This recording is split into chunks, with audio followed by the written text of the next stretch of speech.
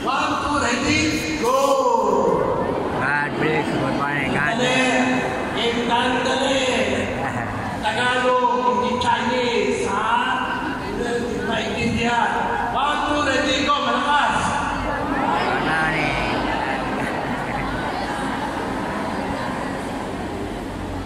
Bahala naman kayo, lalaki mo na.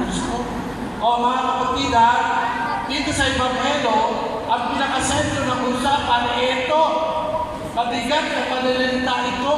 Sino ang makakatanggap nito? At nagpunong-punungan sila. Ito pa. Anong sabi? Mula noon marami sa kanyang mga alagad ang tumalikod at hindi na sumama sa kanya. Diba? Now, anong ito nangyari dito? Kasi po, ang sabi ni Kristo dito, di ba nagpakain siya sa 5,000 tao? Tapos sinabi ni Kristo, mga kapatid, ang sino ang kumain ng aking laman at uminom ng aking dugo, ang siya magkakaroon ng buhay na walang. Sabi niya, kainin niyo ang tinapay na ito. Ang tinapay na bumaba sa langit. Sino bumaba sa langit ang tinapay? Siya. Kaya nga sabi na rito, maliwanag na maliwanag, ang mga salitang sinabi ko sa inyo, ang espiritu at buhay. Mga kapatid, kaya nagkagulo dito. Kasi, ang sabi ni Kristo, ang sino ang kumakain ng aking laman at uminom ng aking dugo ay magkakaroon ng buhay na walang hanggan. Diyan nagkagulo. Ang isip nila, yak! Ano isip nila? Mahina. Diba? Yak! Papakain niya yung laman ng dugo niya? Ay, grabe! Sabi niya gano'n, hindi na namin maintindihan ito. Kaya sabi nila, mabigat na ang pananalitang ito. Nagkakaproblema na sila. Kaya ano desisyon nila? Marami ang tumalikod na kay Kristo. Dahil sobrang bigat na ng mga sinasabi ni Kristo. Kaya tinanong niya ang kanyang mga apostoles. Ito ang sabi ni Kristo, makinig ka. Anong sabi ni Kristo? Kaya tinanong ni Jesus ang 12, ibig ba ninyong umalis? Kasi umalis marami eh. Eh kayo, aalis din ba kayo? Ay, tinatanong ko kayo, aalis ba kayo? Okay. Sabi ni Kristo, aalis din ba kayo? Ano sabi ng mga apostoles sa pangunguna ni San Pedro? Ano sabi? Makinig ka. Panginoon, kanino po kami pupunta? Nasa inyo ang mga salitang nagbibigay? Hindi sila umalis. Kasi, andun yung pananampalataya, nandun yung pagyakap kay Kristo. Hindi lang sila sumunod kay Kristo dahil sa kung anong matatanggap nila, anong biyaya ang merong dala sa Kristo. Hindi yun eh. Yung paniniwala, yung pananampalataya, at yung pagtitiwala kay Kristo. Kaya, sinabi niya, kanino pa kami pupunta? Eh, nasa yung salita ng buhay. Diba? Marami sa atin dito, nagsisimba. Nakikinig ba sa salita ng Diyos na nagbibigay buhay? Diba? Marami, hindi. Diba? Marami dito, umuwi ng walang dala sa bahay. Anong dala? Yung dala ng Espiritu at buhay na galing sa salita ng Diyos na hindi nakinig sa salita ng Diyos. Kaya marami sa atin, marami po sa atin, walang kabuhay-buhay sa labas. Bakit? May pananampalataya, pero wala ang salita ng buhay. Nakita nyo? Marami dito nagsisimba dahil hindi nagsisimba sila para papurihan ng Diyos. Hindi. Nagsisimba sila para pasalamatan ng Diyos. Hindi. Nagsisimba sila para sambahin ng Diyos. Hindi. Marami sa atin nagsisimba. Narinito para lang humingi.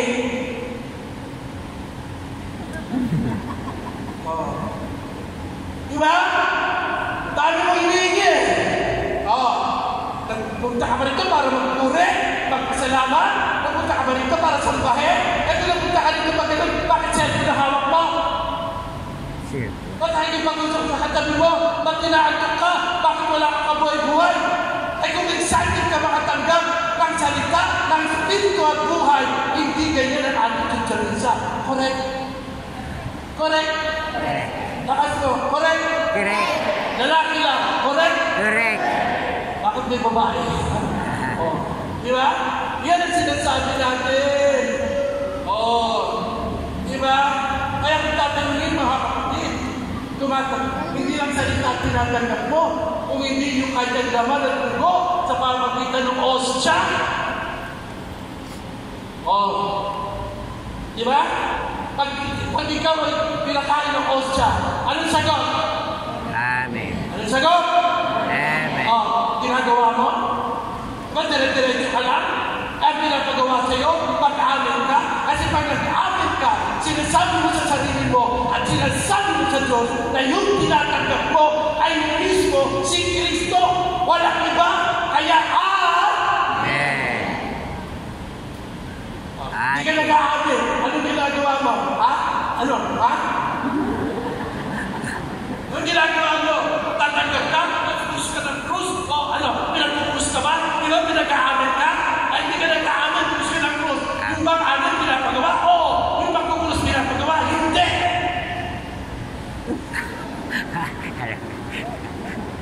Amen. Amen. Totoo hindi. Tama? Kasi ikaw nasusunod. Hindi ko na lang, gumawa ka sa sarili mo. Ikaw nasusunod eh. Di ba? Totoo hindi. Hindi mo ako nagkakatawa dito.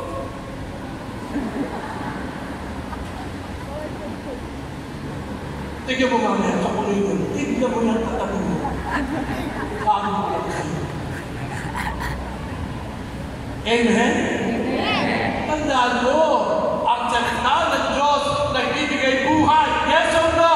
Yeah. May kapangyarihang baguhin ka. Yes or no? Kung nagbago ka, yan ang magiging daan mo. Yan ang magiging instrumento mo. Patungo sa buhay na wala. Dahil ang sabi ni Kristo, ang salita niya ay espiritu at buhay.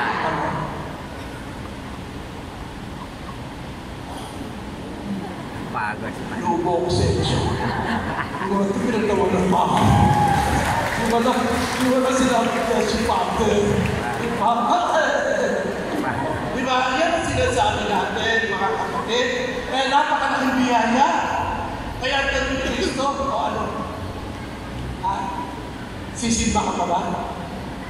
Magsisimba ka ba dahil sa biyaya? Dahil sa hinihingi mo? Dahil sa makakamit mo? O nagsisimba ka dahil kay Kristo. Kaya tanong ni Kristo sa mga apostoles.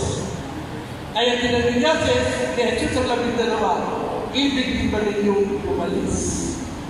Kayo, aalis pa kayo sa kanilang paligtayan ito? Na nandito ang katotohanan? Aalis pa kayo na ang pananampalataya nito ay nagbibigay ng salita ng Diyos na may buhay ng Espiritu. Ang pananampalataya nito na naghahandog sa inyo ng tunay na dugo at laman ni Kristo. Aalis pa kayo. Uulitin ko. Aalis pa kayo? Tama ka tuwing, kita-kita yung ulit sa linggo. Yes or no? Yes! Tayo magsasama-sama ulit sa linggo. Yes or no?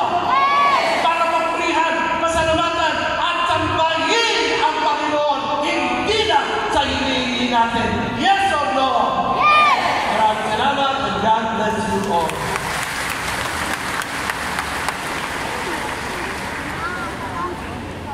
Nakalimot siya po. Sumasang kalandaya. Sa Diyos na mga makapangyarihan sa lahat, na may gawa ng langit at lupa, sumasampalataya ko kay Yesu Kristo, iisang anak ng Diyos, Panginoon ating lahat, nagkatawang tao siya ng ng Espiritu Santo, ipinanganak ni Santa Maria Virgen, pinagpakasakit ni Poncio Pilato, ipinako sa krus na matayang inilibig, nanawag sa kinaroroonan ng mga yumao, nang may 3 araw na buhay na magulo, umakyat sa langit, naluluklok sa kanan ng Diyos sa mga makapangyarihan sa lahat. Doon magmumulang paririto at humong sa nangabubuhay at namamatay na tao. Sumasampalataya naman ako sa Diyos Espiritu Santo, sa banal na simbahang Katolika, sa kasamahan ng mga banal, sa kapatawaran ng mga kasalanan, sa pagkabuhay na muli ng mga matay na tao, at sa buhay na walang hanggan. Amen.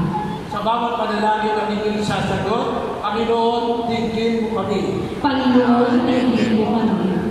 Maging lakas nawa ng Santo Papa, mga obispo, mga pari, at mga diakono ang salita ng Diyos upang patuloy nilang ipahayag ang mabuting balita ng buong sigasig at katapatan.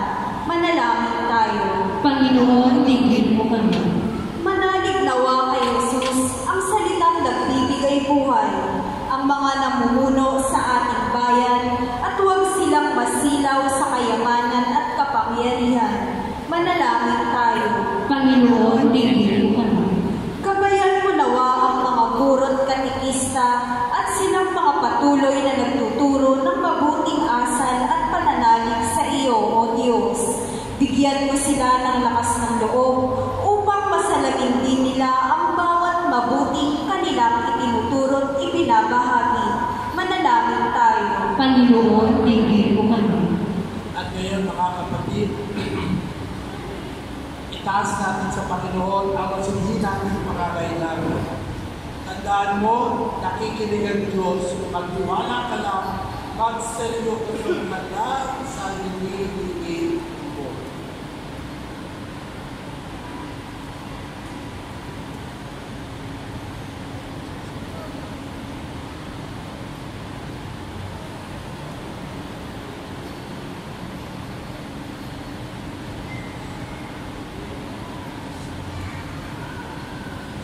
Hail Mary, full of grace, the Lord is with you. Blessed are you among women, and blessed is the fruit of thy womb, Jesus. Holy Mary, Mother of God, pray for us sinners, now and at the hour of our death. Amen. Ang lahat ng ito hinihiling natin sa banal na pangalan ni Jesus. Amen. Amen.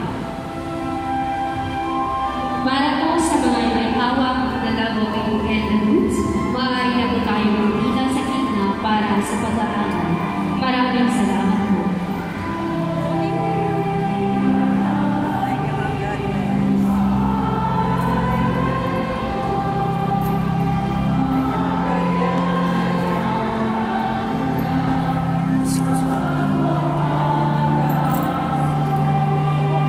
Nakita na lang ako diretso. Dari. Sana lang ako. Shortcut.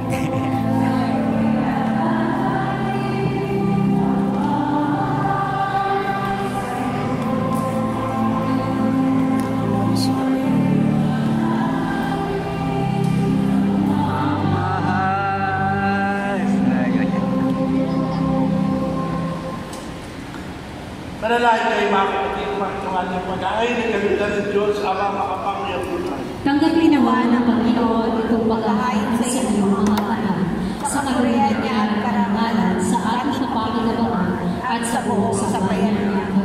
Ang maraming lumika, pinagkapit mo kami na iyong pagkupo, pakundangan sa isang pamauligyan pagkahandog, kaya sa inyong sambayanan ang inyong pagkakaloob, ang pagkakaisa at kapayapaan nagbubuklod, bunga ng aming mga alay ngayong ilalulunod. Sa pamagitan ng Yesu Kristo, kasama ng Espiritu Santo, magpasawalang hanggan. Amen.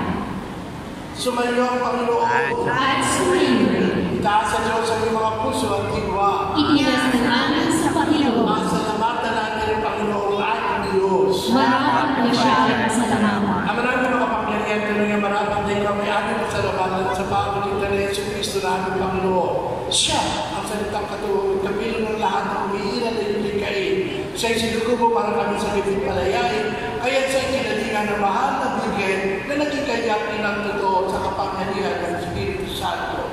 Kaya kaysa ng mga anghel, nagsisiawat ang papuri sa iyo na walang bumpay sa kalalitan, kami nagbubunyi sa iyong kadakilaan.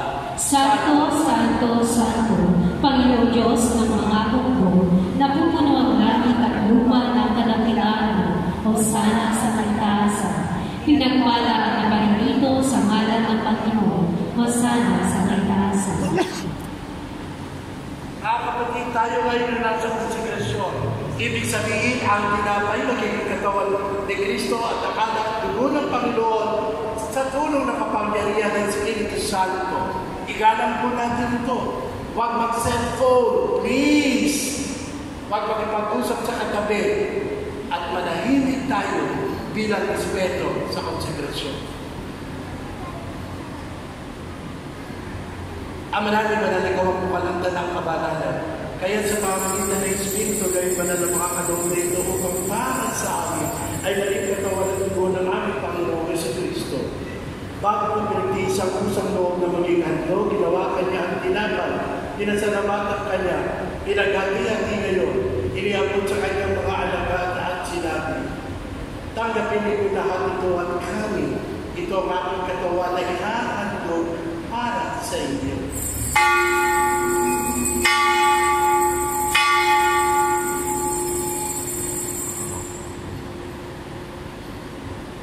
Gayun din naman pagkatapos ang hapunan, kinuha niya ang kalis, muli kanya pinasalamatan. Iniabot ang kalis sa kanyang mga alagad at sinabi, tanggapin ninyo lahat ito at inumin. Ito ang kalis ng aking dugo ng bagong walang hanggang tipan. Ang aking dugo na ibubuhos para sa inyo at para sa lahat sa kapagpapatawad ng mga kasalanan. Gawin niyo ito sa pag-aalaala sa akin.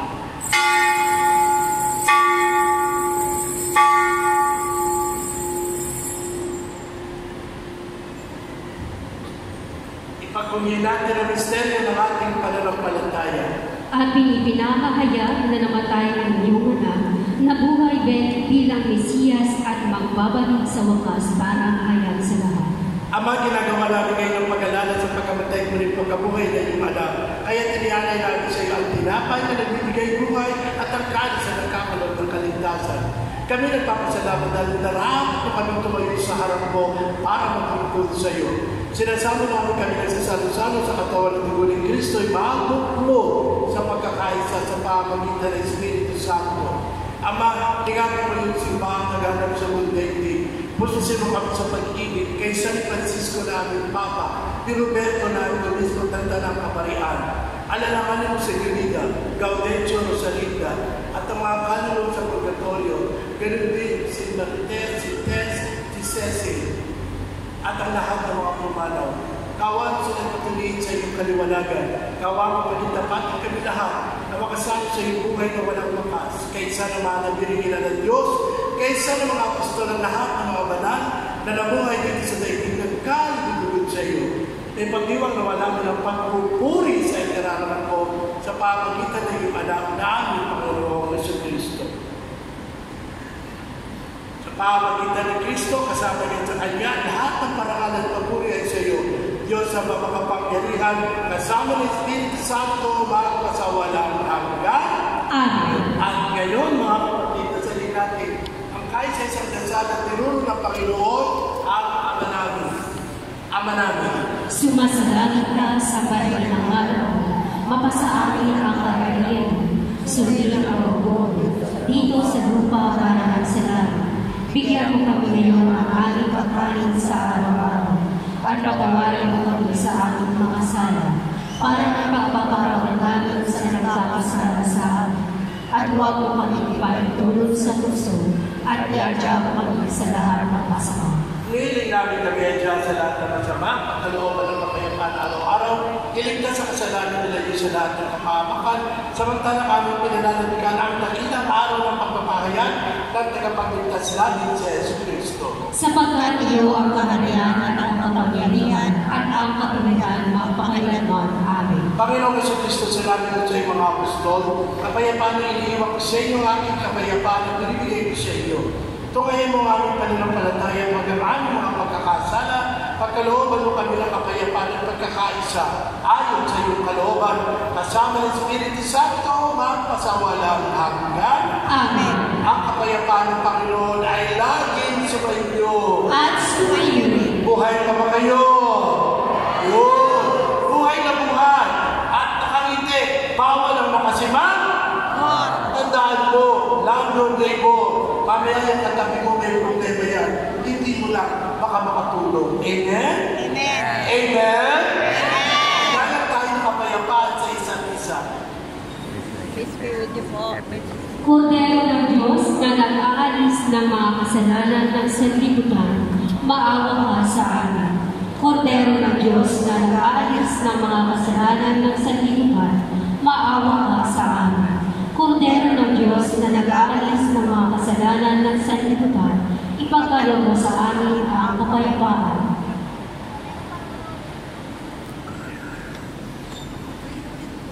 Halina mga kapatid, narito siya. Ang kordero ng Diyos na nag-aalis sa mga kasalanan ng sanlibutan, mapapala ng inaanyayahan sa kanyang tinig. Panginoon, hindi ako marapat-dapat na magpatuloy sa iyo. Ngunit sa isang salita mo lamang ay gagaling na ako. Mga kapatid, paalala ko, walang uuwi, walang aalis sa tanong ng communion. Buong tinatanggap ang mga hinihingi mo sa Diyos na biyaya. Sana naman, ibalik mo sa Diyos ang para sa Diyos ng buong buo, gaya ng isang oras na isang ito. Salamat.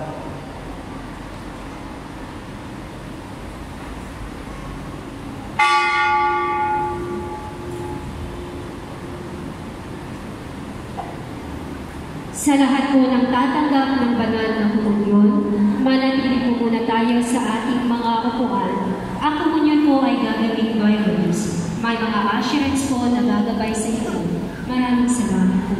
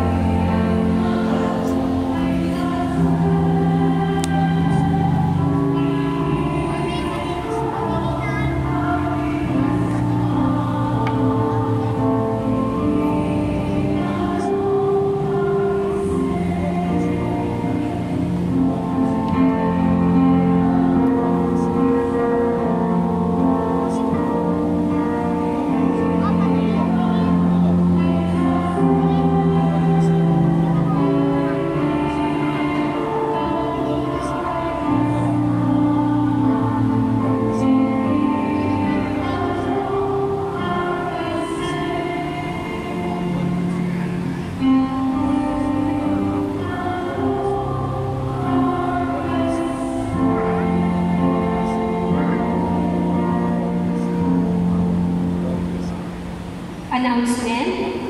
Una, magkakaroon po tayo ng second collection.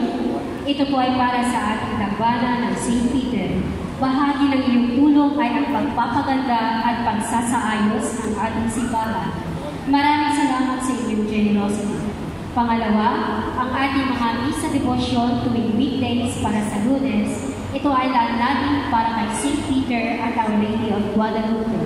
Sa Tuesday, August 27, ay Father Pio Day at kapistahan ni Santa Monica. Sa Wednesday naman ay Ina ng Laging Saklolo at pista ni San Agustin. Sa Thursday ay Inang Desay at St. Jude at pista ng pagkakarbir ni San Juan Bautista. At sa Friday ay lalagyan natin para kay Nazareno at Sacred Heart of Jesus. Simba po tayo araw-araw, lalo na mga 60 years old pataas. Pangatlo, dahil ang birthday ni Mama Mary, September 8, ay tumapat ng Sunday. Ito po ay pag-iwag natin ng September 9, Monday. Ang birthday masses for Mama Mary po sa September 9 ay 5 a.m., 6 a.m., 7 a.m., 8 p.m., 12 noon, 4 p.m., 5 p.m., 6 p.m., at 7 p.m. At dahil rin po rito ay magkakaroon tayo ng candle masses para sa birthday ni Mama Mary sa September 6, first Friday ng 7 p.m. Diba wala ng cruise? September 7, first Saturday ng 8 p.m. at sa September 9, Monday ng 7 p.m. May candle gift na ba ang family niyo? Nasa labas po ang ating mga kantina. Pang-apat, ang ating First Communion at Kupil ay sa September 28, kaya magpalista na sa ating opisina. At pang-lima, sa mga gustong maging altar server sa ating tambalan ni San Pedro, ang application form ay nasa booth sa labas ng ating simbahan.